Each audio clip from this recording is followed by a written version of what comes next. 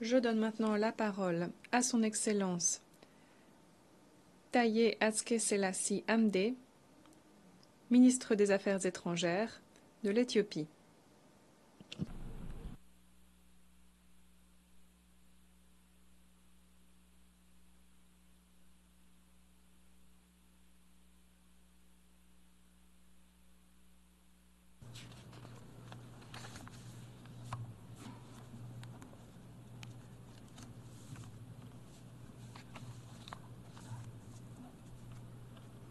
ክቡር የጠቅላላ ጉባኤ ፕሬዝዳንት፣ Excellence, Monsieur le Président de l'Assemblée générale,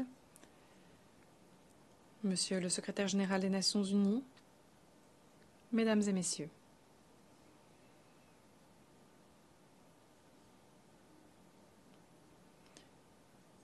Monsieur Philémonion, Excellence, qu'il me soit permis de vous féliciter, vous et votre pays, le Cameroun, à l'occasion de votre élection à la tête de la 79e session de l'Assemblée générale. Je vous souhaite plein succès au cours de votre mandat.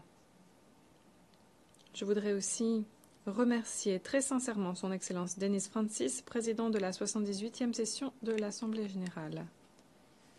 C'est pour moi un honneur et un privilège que de prendre la parole devant cette auguste assemblée au nom de mon pays, l'Éthiopie. Mr. President, Monsieur le Président, l'Éthiopie figurait parmi les 51 pays fondateurs des Nations unies à l'époque de sa création. Nous sommes un fervent défenseur d'un multilatéralisme efficace avec l'ONU en son cœur. Nous sommes très inquiets face aux défis auxquels l'Organisation des Nations unies se heurte, alors qu'elle s'efforce de remplir son rôle de protection de la paix, de la sécurité et promotion du développement socio-économique. Cependant, garantir la réactivité et les capacités des Nations unies à relever les défis mondiaux est la quête de toute une génération. 5 ans après la création des Nations unies, en 1950, l'Éthiopie avait déclaré devant cette auguste assemblée, je cite, « Nous tremblons en songeant aux surprises que l'avenir pourrait nous réserver. »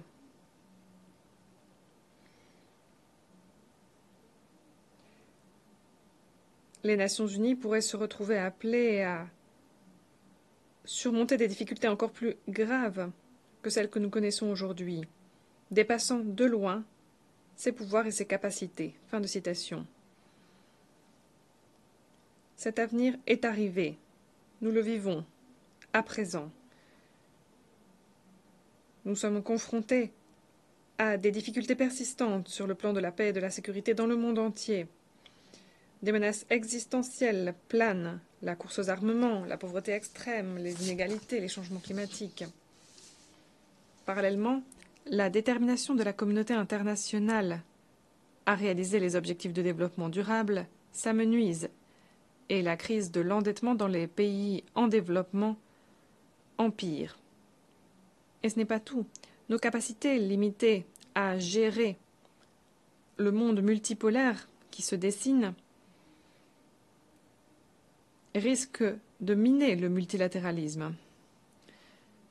Comme nous l'avions envisagé, les Nations unies sont appelées à relever des défis qui, nous le voyons bien, dépassent ses pouvoirs et ses capacités. Nous estimons que la sécurité collective sera réalisée si les États peuvent exercer leur autorité et réaliser leurs responsabilités vis-à-vis de leur propre sécurité nationale. Les prescriptions conventionnelles, y compris les missions de maintien de la paix, peuvent aboutir aux résultats visés lorsque l'on accorde la priorité aux efforts et aux capacités nationaux.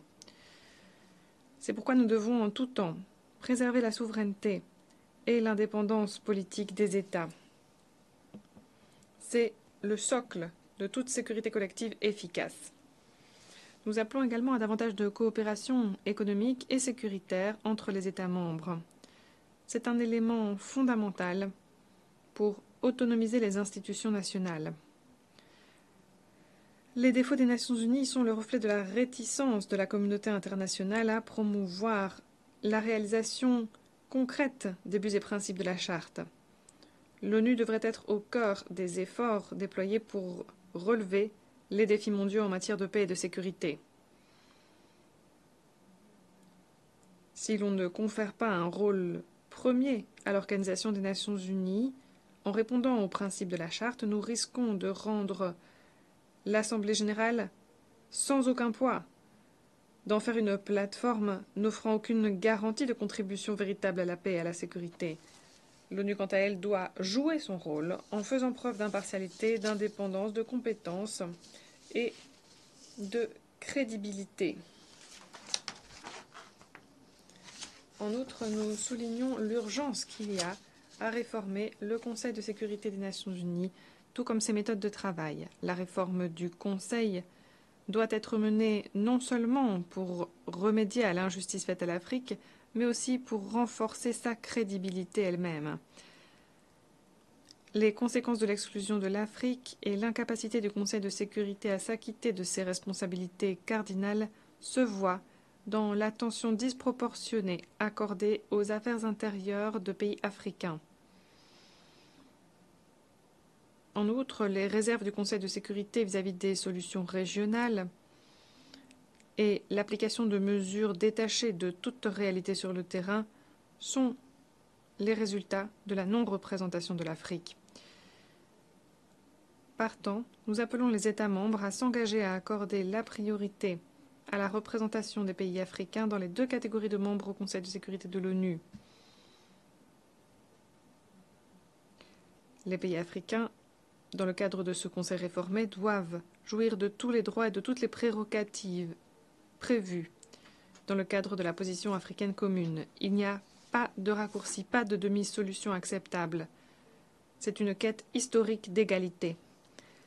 Monsieur le Président, l'Union africaine a mis sur pied l'agenda 2063 comme feuille de route pour le développement du continent.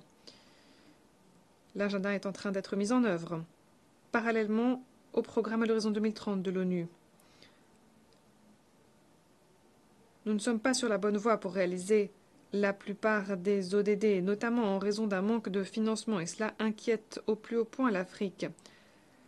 La crise de la dette qui empire nécessite aussi de toute urgence des solutions durables. C'est pourquoi les États membres ayant une influence sur les institutions financières internationales devraient débloquer les financements nécessaires. Pour sa part, l'Éthiopie ne s'est jamais départie de ses efforts pour réaliser ses objectifs de développement. Nous avons dû résoudre une situation sécuritaire complexe et parallèlement, et nous l'avons fait grâce à un processus de paix facilité par l'Union africaine, et parallèlement nous avons redoublé d'efforts pour forger la paix et le développement. Nous réalisons des progrès vers l'éradication de la pauvreté et l'avènement d'un développement axé sur la personne humaine. Nous avons mis en branle de véritables révolutions à nos politiques économiques et monétaires et avons amélioré nos infrastructures numériques. Nous sommes certains que la voie que nous avons choisie vers notre développement s'accompagnera de grands bénéfices pour notre peuple. Nous appelons tous les acteurs en matière de financement du développement à travailler avec nous dans un esprit de solidarité et de coopération pour nous aider à relever les défis associés aux réformes et à parvenir à la croissance économique durable et au développement durable. Monsieur le Président, je suis heureux de pouvoir annoncer à cette Assemblée que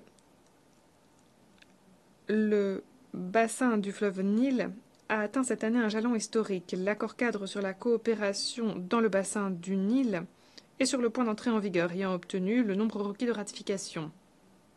L'entrée en vigueur de ce tout premier traité à l'échelle du bassin du Nil ouvrira la voie à une coopération s'ancrant sur la durée et à une croissance partagée pour tous les pays du bassin. L'Éthiopie, aux côtés de ses pays frères et riverains, œuvrera à la réalisation des principes de l'accord cadre et à la pleine exploitation du potentiel du Nil.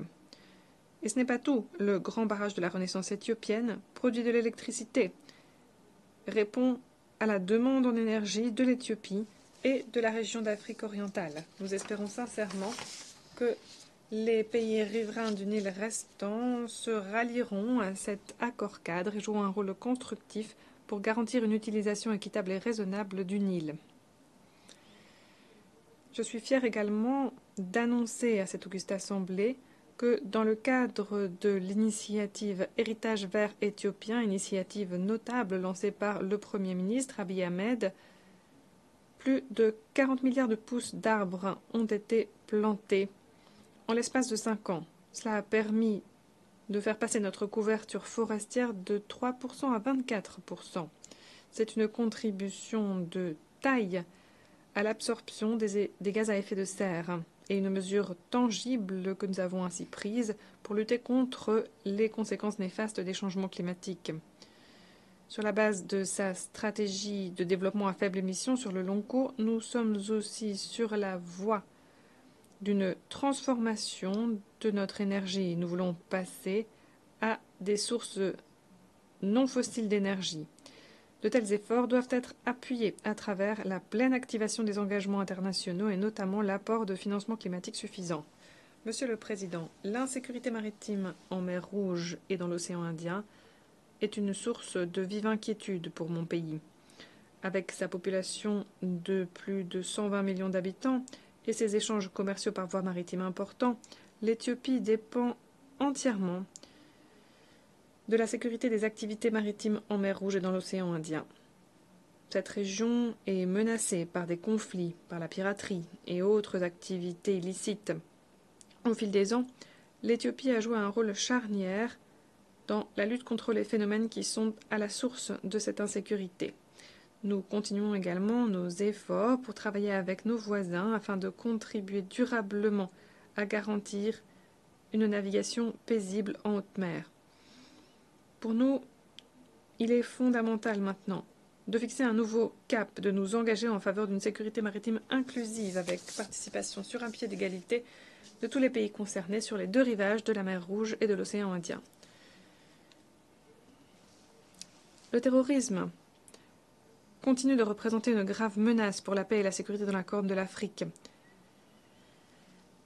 Des groupes d'extrémistes violents comme le groupe Al-Shabaab et ses affiliés nationaux et internationaux connaissent un essor de plus en plus marqué et continuent leurs attaques cruelles contre les civils et contre la sécurité dans la région.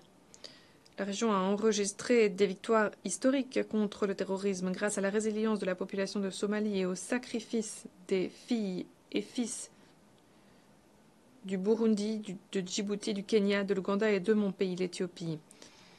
L'autorisation du Conseil de sécurité et les financements internationaux apportés à l'opération d'appui à la paix de l'Union africaine ont joué un grand rôle. Je suis sûre que le gouvernement somalien va bientôt reconnaître et accepter les sacrifices que nous avons réalisés pour libérer la Somalie de l'étau de groupes terroristes. Le mémorandum d'accord entre l'Éthiopie et le Somaliland est fondé sur l'organisation politique existante en Somalie. Notre objectif, c'est la croissance et la prospérité partagée dans la région. Des accords similaires ont été passés par d'autres États. Il n'existe aucune raison pour le gouvernement fédéral de Somalie de nourrir des sentiments d'hostilité dont la visée est de toute évidence de couvrir des tensions politiques internes. C'est pourquoi je condamne les allégations infondées portées contre mon pays. Le nom de l'Éthiopie ne saurait être associé à aucune de ces allégations. J'appelle plutôt le gouvernement de Somalie à se joindre à nous pour éliminer les groupes terroristes qui provoquent le chaos pour les peuples de la région. Les manœuvres récentes d'acteurs externes à la région de la Corne de l'Afrique hypothèquent ces efforts. Mais quoi qu'il en soit, l'Éthiopie ne baissera pas les bras. Nous resterons déterminés à combattre le terrorisme. Nous appelons donc ces acteurs à cesser immédiatement leurs actes inconsidérés. Et nous exhortons la communauté internationale à reconnaître le risque imminent qui découle de ces actes irresponsables et à adopter des mesures concrètes pour ne pas laisser s'échapper les avancées conquises de haute lutte contre le terrorisme dans la Corne de l'Afrique. Monsieur le Président, en guise de conclusion, j'aimerais réitérer la détermination de l'Éthiopie à œuvrer pour le maintien de la paix et de la sécurité internationale et la défense du multilatéralisme. Je vous remercie. Je remercie le ministre des Affaires étrangères de l'Éthiopie.